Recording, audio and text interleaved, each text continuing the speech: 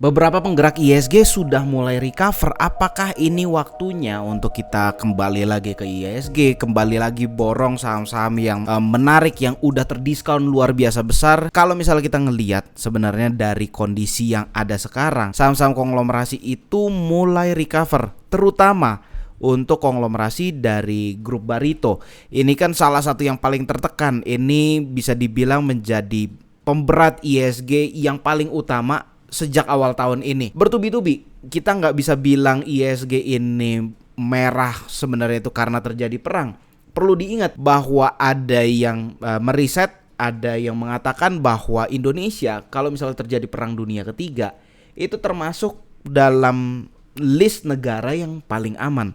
Tapi kalau misalnya kita ngelihat di sini, kalau misalnya kita ngelihat daftar indeks, ini bukan saya yang riset, ini simply data yang dikasih sama bursa. Di sini kita bisa lihat daftar negara-negara dengan bursa sahamnya. Secara year to date, Indonesia adalah negara dengan performa indeks yang paling buruk. Ini kalau misalnya kita lihat negara-negara yang berkonflik ya, misalnya Uni Emirat Arab, itu minusnya 5%. Yang BBM-nya itu jadi luar biasa mahal seperti Australia, indeksnya positif. Terus misalnya yang dibilang katanya ketergantungan energi banget sama Timur Tengah, misalnya Jepang, indeks Jepang bahkan naik nih kayak gitu. Jadi sebenarnya kita nggak bisa bilang penurunan ISG yang terjadi sejak awal tahun ini itu karena terjadinya perang.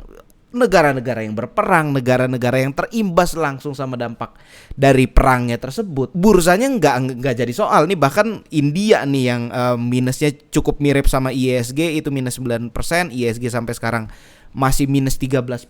Ya hopefully getting better lah. Nggak ada yang mau bursa ini jadi transaksinya jadi sepi, jadi kurang menarik. Nggak ada yang mau seperti itu. Simply saya juga mau bursa bergerak ke arah yang lebih baik. Tapi kenyataannya ya this is it, minus 13% secara year to date. Ini kondisi kita yang mesti kita terima. Jadi kalau misalnya dibilang bahwa ini karena perang, enggak. Ini simply karena penggerak-penggeraknya bursa yang besar-besarnya itu lagi banyak mengalami masalah. Ini udah bertubi-tubi lah. Misalnya contoh yang paling krusial itu adalah dua saham yang paling besar di bursa kita, tiga yang terbesar itu ada Brand dan DSSA, dan dua ini itu masuk ke dalam high concentration list. Ini teman-teman juga udah tahu bahwa mereka ini masuk dalam saham-saham yang kepemilikannya itu terlalu terkonsentrasi ke beberapa investor aja. Ini bukan berarti ada pelanggaran ketika masuk ke high concentration list. Masalah itu resiko atau itu bukan resiko, itu udah pilihan investor. Yang penting bursa kasih tahu bahwa kepemilikan saham ini terkonsentrasi.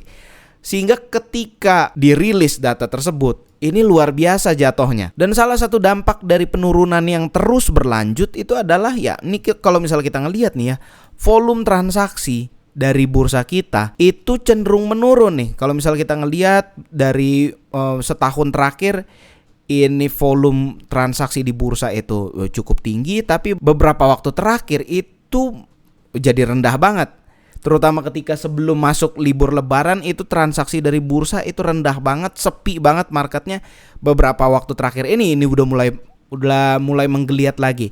Kalau kita melihat kontribusinya investor retail ini ketika awal tahun masih besar-besar nih, masih double digit, masih cukup besar kontribusi dari investor retail. Tapi semakin kesini kontribusi dari investor retail semakin kecil. Belakangan ini aja ketika mulai ada lonjakan lagi, investor retail mulai rame lagi nih. Dan salah satu yang menarik perhatian saya, respon dari grup Barito sendiri dengan apa yang dianjurkan sama bursa, itu sebenarnya mereka merespon dengan baik. Pertama, mereka berhentikan buyback. Ini mungkin menimbulkan kekhawatiran at first. Ini ketika kita pertama kali dengar ini, buset, ini udah gak ada tamengnya lagi nih, udah gak ada ganjelnya lagi. Tapi kalau kita lihat in general, kita ngelihat secara keseluruhan, ini sebenarnya berdampak baik. Karena ketika mereka buybackin terus, ya free floatnya seharusnya semakin kecil. Jadi mereka memutuskan untuk buyback. Dan ketika bursa menganjurkan mereka, ini kan sempat ada statement dari direksi bursa sendiri untuk mengatakan untuk yang masuk high concentration list, ya mending distribusiin sahamnya. Ini menarik. Waktu waktu paginya mereka melakukan transaksi itu di pasar nego, siangnya di jeda waktu istirahat itu mereka langsung report Green Era Energy itu lepas kepemilikan sebanyak 350 juta lembar saham di harga 4.510. Mereka mengurangi jumlah yang signifikan, tapi memang menguranginya di pasar nego. Ini nggak tahu apakah ini dianggap sebagai free float atau enggak. Tapi satu statementnya itu adalah mereka lepas di harga market. Ini harga marketnya waktu itu di 4.500-an lah. Jadi mereka lepas di harga market. It means yang menampung ini bukan afiliasi, karena kalau afiliasi yang menampung ya harga diskon lah. Dan di sini tujuan transaksi juga dibilang untuk menambah free float. Jadi kalau misalnya kita melihat bahwa di report atau misalnya mereka tiba-tiba keluarin statement bahwa akan mengurangi kepemilikan atau sudah mengurangi kepemilikan, justru hal tersebut nggak perlu dikhawatirkan karena memang itu yang seharusnya mereka lakukan. Kepemilikan mereka terkonsentrasi, mereka butuh lepas saham ke publik supaya ya istilahnya supaya semakin banyak publik yang dapat. Dan ngelihat dari apa yang dilakukan Green Era Energy ketika mereka melakukan penjualan, mereka langsung report. Ini kan sebenarnya memberikan sinyal positif juga bahwa apa yang dianjurkan sama regulator ya mereka nurut. Tapi yang menarik di sini, kalau misalnya kita ngelihat beberapa waktu terakhir, itu misalnya contoh di saham Brand ya, ini kita bisa lihat sebenarnya kami sendiri itu melakukan research. Kami coba mengamati transaksi dari banyak grup konglomerasi karena memang itu yang menjadi niche-nya kami, yang menjadi apa yang menjadi topik utama untuk riset-riset kami. Kami coba petakan broker-broker yang biasa digunakan sama grup Barito itu ada apa aja dan apa yang mereka lakukan pasca anjuran dari bursa untuk mendistribusikan sahamnya ke publik. Kalau misalnya kita lihat nih, waktu itu dianjurkan di sini nih. Ini istilahnya momen di mana bursa ngasih tahu bahwa ya udahlah lepas aja kepemilikannya ke publik. Berdasarkan statement mereka memang melepas. Jadi dari Green Era Energy itu dikatakan melepas. Tapi untuk broker-broker yang cukup meramaikan transaksi dari grup saham-saham dari grup Barito itu terindikasi melakukan akumulasi. Baru tanggal 10 ini aja ada distribusi mereka keluar di sini. Tapi sejak pengumuman mereka justru melakukan akumulasi. Saya nggak tahu apakah ini mereka melakukan akumulasi atau simply untuk memaintain harga saham aja. Karena ya bisa jadi ini tujuannya memaintain harga saham aja, menjaga supaya nggak jatuh. Dan kalau misalnya kita ngelihat kontribusinya, ini lumayan besar. Jadi broker Barito ini misalnya contoh di sini di tanggal 7 itu kontribusi dari broker yang biasa bertransaksi di grup Barito itu sekitar 49%. Di sini baru hari ini aja lumayan sepi nih. Jadi mereka melakukan penjualan tapi karena memang transaksinya sepi juga. Melihat kondisi ini sebenarnya grup Barito itu ada di dalam posisi yang cukup menarik, terlepas dari ada resiko dari MSCI ketika nanti pengumuman MSCI keluar, ada risiko bahwa brand ini nanti akan dikeluarkan dari indeks. Tentu jelas ada risiko tersebut, tapi yang dilakukan sama broker-brokernya kelihatannya ini mengindikasikan ada step atau ada proses dari mereka untuk memaintain harga saham kayak gitu. Tapi kalau misalnya saya boleh memilih, jadi kalau misalnya trennya lagi bullish, orang cenderung tutup mata dengan apa yang terjadi di dalam perusahaannya. Mereka cuman melihat oke, tren naiknya lagi bagus, go ahead masuk aja beli, bisa cuan.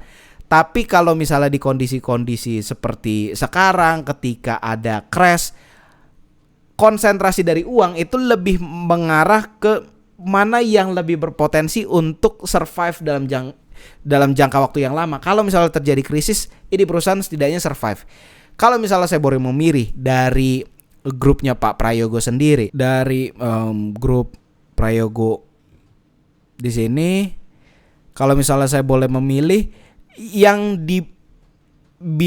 yang bisa dikatakan di backup sama fundamental yang kuat, itu adalah ini profitnya besar, walaupun kita tahu sama-sama tahu bahwa profit ini adalah konsolidasian dari bisnis refinery mereka, bisnis energi yang mereka baru akuisisi juga anyway, yang mereka baru masuk juga. Jadi nggak bisa dikatakan ini pure dari bisnis utama mereka, tapi ya setidaknya mereka step up, mereka akuisisi bisnis yang bagus. Terus kalau misalnya kita ngelihat secara price to earning yang di bawah rata-rata itu ya beberapa di sini kelihatan lah yang di bawah rata-rata tuh siapa aja. Jadi kalau misalnya saya boleh memilih, tentu saya akan memilih dalam case sekarang ya, saya lebih memilih yang isinya paling tebal. Saya nggak bilang nggak ada isinya, tapi saya memilih yang isinya paling tebal. Setidaknya kalau misalnya investor mulai khawatir dan mulai membandingkan isi perusahaan, setidaknya mereka melihat bahwa saham tersebut itu punya backup fundamental yang kuat. Jadi nggak cuman valuasinya aja yang besar, nggak cuman market capnya aja yang ngeri, tapi ya profitnya juga besar juga. Jadi untuk conclusion, kalau misalnya ditanya apakah balik lagi ke market, saya pribadi udah balik. Saya pribadi udah beli lagi saham-saham yang menurut saya udah terdiskon cukup banyak dan udah dalam posisi yang menarik. Jadi itu aja untuk quick review di akhir pekan ini. See you in the next video. Bye.